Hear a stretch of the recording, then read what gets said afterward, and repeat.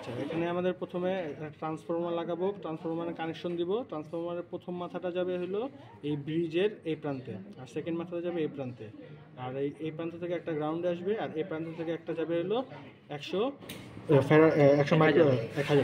ফ্যারাডের তোমার মাইক্রোফ্যারাডের ক্যাপাসিটরে। আবার আরেকটা প্রান্ত যাবে, মানে দুটো সিরিজে যাবে হলো একটা পোটেনশিওমিটার। পোটেনশিওমিটারের এক প্রান্ত যাবে হলো ক্যাপাসিটারের সাথে, মাঝখানে যেটা সেটা যাবে হলো 2.2 কিলো ওহমের সাথে, আর নিচেরটা যাবে গ্রাউন্ডে। এই যে 2.2 কিলো ওহম আছে, এর আরেকটা প্রান্ত যাবে হলো প্রথম যে ট্রানজিস্টর আছে তার বেজে, আর এটার কালেক্টরটা যাবে হলো দ্বিতীয় ট্রানজিস্টরের কালেক্টরে, মানে দুটো কালেক্টর একসাথে থাকবে ট্রানজিস্টর। আর এটার ইমিটার যেটা আছে, ইমিটারটা যাবে হলো ফার্স্ট ট্রানজিস্টর ইমিটার যাবে সেকেন্ড ট্রানজিস্টরের বেজে, আর এটা হলো সেকেন্ড ট্রানজিস্টরের ইমিটার। এই ইমিটার থেকে এক প্রান্ত ধরবো, আর এই গ্রাউন্ড থেকে এক প্রান্ত ধরে আমরা আউটপুট দেখবো। আর আউটপুটটা আমরা এই যে ভ্যারিয়েবল যেটা আছে রেজিস্টার, এটা চেঞ্জ করে আমরা ভ্যালু ভিন্ন পাবো। সেম এইটা যদি আমরা এখানে ইমপ্লিমেন্ট করি, সার্কিটটা দেখতে ঠিক এরকম হবে। এই যে একটা ট্রান্সফরমার আছে, ট্রান্সফরমার কানেকশন দেওয়া হয়েছে। কানেকশন থেকে আমরা এখন এখানে একটা পয়েন্ট হলো, এখানে তিনটা প্রান্ত আছে, দুটা কালো একটা হলুদ। আমরা যদি দুটা কালো ইউজ করি তাহলে এখানে 12 দোকানে 24 ভোল্ট পাবো। আর আমরা যদি একটা সেন্টার ট্যাপটা মানে হলুদটা আর একটা কালো ইউজ করি যে কোনো, তাহলে আমরা 12 ভোল্ট পাবো। আচ্ছা, তাহলে আমরা 12 ভোল্ট সাপ্লাই দিচ্ছি। এটা হলো আমাদের ব্রিজ, ডায়োডের রেকটিফায়ার ব্রিজ। এটা এক প্রান্ত এখানে আছে, এই যে এটা আরেক প্রান্ত নিচে আছে, আর এখান থেকে এই যে যেটা এটা গ্রাউন্ড হয়ে গেছে, এই জিনিসটা কমন গ্রাউন্ড। এই যে এখান থেকে কমন গ্রাউন্ডটা আমরা নিয়ে এখানে রাখছি, মানে সবগুলো গ্রাউন্ড আমরা এখানে করব। আচ্ছা, তারপরে এই ব্রিজ রেকটিফায়ারের 3 মাথা চলে গেল। এই যে মাথা আছে, এই মাথার সাথে আমরা একটা 1000 মাইক্রোফ্যারাডের ক্যাপাসিটর লাগাইছি। আরেক প্রান্ত যাবে গ্রাউন্ডে, এই যে লাল তারটা এই ক্যাপাসিটরের এখান থেকে লাল যে প্রান্তটা সেটা গ্রাউন্ডে আছে। আচ্ছা, এবার আরেক যে প্রান্ত আছে মানে ফার্স্ট মাথা যেটা ক্যাপাসিটরের, সেটা যাবে হলো ভ্যারিয়েবল যে রেজিস্টার, সেটা প্রথম প্রান্তে, মানে প্রথম মাথায়। 3টা মাথা থাকে তো, প্রথম মাথায় গেল। এই যে প্রথম মাথা, একটু এই পাশে দেখানোর চেষ্টা কর। এই যে এটা হচ্ছে প্রথম মাথা, আর প্রথম মাথা। আর দ্বিতীয় মাথা হলো 2.2 কিলো ওহম এটা রেজিস্টারের সাথে লাগবে। রেজিস্টারের যে সেকেন্ড মাথাটা সেটা আমরা লাগাবো হইলো ইয়ার সাথে, বেজের সাথে।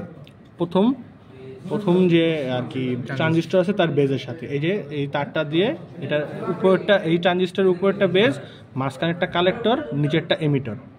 এই যে Q1 ট্রানজিস্টরের। আর Q2 ট্রানজিস্টরের ক্ষেত্রে নিচেরটা আমি উল্টা করে দিছি, নিচেরটা হলো কালেক্টর,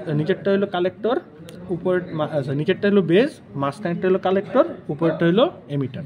এই Q1 ট্রানজিস্টরের উপরেরটা হলো বেজ, মাঝখানে একটা কালেক্টর, নিচেরটা এমিটার। এটার ক্ষেত্রেও এটা হলো বেজ, এটা হলো কালেক্টর, এটা এমিটার। আচ্ছা, এবারে কানেকশন অনুযায়ী এই বেজটার এটার বেজের সাথে কানেকশন তো দিয়েছি আমরা এই রেজিস্টারের সাথে, এই যে রেজিস্টারের সাথে এই বেজের আমরা কানেকশন দিয়েছি। আচ্ছা, এবার এটার যে আছে এমিটার আছে, এমিটারের সাথে এটার পরেরটার মানে Q1 এর এমিটারের সাথে Q2 এর বেজ লাগাবো। আর এই দুটার মাঝখানে একসাথে লাগাই দিয়েছি হলো দুটার কালেক্টর। এই যে এই চিত্র অনুযায়ী মানে সার্কিট ডায়াগ্রাম অনুযায়ী এটার কালেক্টরের সাথে লাগানো। আর এখানেও এই যে মাঝখান দিয়ে একটু দেখা যাচ্ছে না যদিও, যে এটার মাঝখানের কালেক্টর, এটার মাঝখানের কালেক্টর ডাইরেক্ট লাগানো আছে। আচ্ছা, আর উপরেরটা হলো এটার ইমিটার। এখন আমরা ইমিটার থেকে এখানে আউটপুট নেব। আচ্ছা, এখানে চিত্র অনুযায়ী এখানে যে লোডটা আছে, এটা মানে ইমিটারের সেকেন্ড ট্রানজিস্টর ইমিটার একটা ধরা হয়েছে, আর একটা গ্রাউন্ডে ধরা হয়েছে। এখানে যে লোডটা আমরা লোড না বসায়া এখানে মাল্টিমিটারে বসাবো। মাল্টিমিটার এক প্রান্ত এখানে ধরবো, আরেক প্রান্ত এখানে ধরবো, মানে যে মাল্টিমিটার এক প্রান্ত আমরা ইমিটারে ধরতেছি, আরেক প্রান্ত আমরা গ্রাউন্ডে ধরবো। এটা এখানে লোড হিসাবে ইউজ করা হয়েছে, মানে লোড হিসেবে ইউজ করেছে আর কি। লোডের একটা আছে কত ভোল্টেজটা সেটাই মাপার জন্য। আমরা এখানে কোনো লোড ইউজ না করে ডাইরেক্ট মাপতেছি, কোনো ওয়্যার ইউজ করা হয় না, জাস্ট খালি ওইটাই লোড হিসেবে, মাল্টিমিটার লোড হিসেবে ইউজ হচ্ছে। সুইচ অন করবো, সুইচ অন করা হয়েছে। দেখাও ওই যে 12, 11 আছে। এই যে আমরা রেজিস্ট্যান্স কমাচ্ছি, মানে ভেরিয়েবলটা ঘোরাচ্ছি দেখা এটা। এই যে আমরা যতই ঘোরাচ্ছি মান ততই কমতেছে বাড়তেছে, মানে এটা ভেরিয়েবল হয়ে গেছে।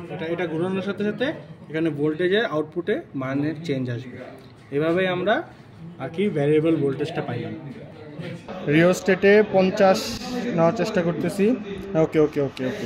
একটু কম হবে। আচ্ছা, যে কোনো মানে লিয়েছে। আচ্ছা, একদম 50।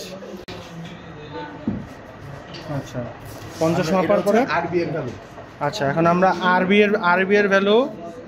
এর ভ্যালু হইছে 50 কিলো ওহম। এবার আমরা আরএল মাপবো। এটা হলো আমাদের আরএল অ্যাক্রসে ভোল্টেজ মাপবো।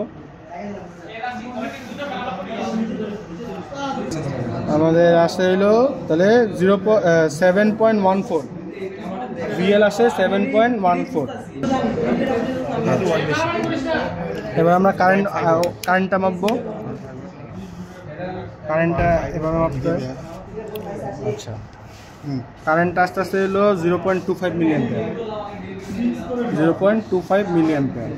আচ্ছা, এবার ওপেন সার্কিটের জন্য এই যে আরএলটা আছে, আরএলটা উঠাবো, সরাই দিয়ে ডাইরেক্ট খালি ট্রানজিস্টারের যে এক মাথা আর এটার সাথে এক মাথা দিয়ে মাপলেই আমাদের ওপেন ভোল্টেজটা বাইর করা যাবে। 8.57। তাহলে এখানে আমরা হচ্ছে রিস্টোরে নিয়েছি হচ্ছে 50 কিলো ওহম, আর আমাদের আরএলটা ছিল 330 ওহম। এর মাধ্যমে আমরা প্রথমে পাইছি ভিএল, মানে লোডের অ্যাক্রসে ভোল্টেজ, সেটা হচ্ছে 7.14 ভোল্ট। এরপর আমরা লোডের এক মাথা সরাই দিয়ে সেখান থেকে পাইছি আইএল, সেটা হচ্ছে মানে লোডের অ্যাক্রসে কত মানে লোডের মধ্য দিয়ে কত কারেন্ট পাস হয়েছে লোডের থ্রুতে, সেটা হচ্ছে 0.25 মিলিঅ্যাম্পিয়ার। এরপর লোডটাকে পুরোপুরি তুলে ফেলে ওখানে ওপেন সার্কিট করে সেখানে ভি নট পাইছে হচ্ছে 8.57 ভোল্ট। এভাবে বাকি মানগুলো নিতে হবে।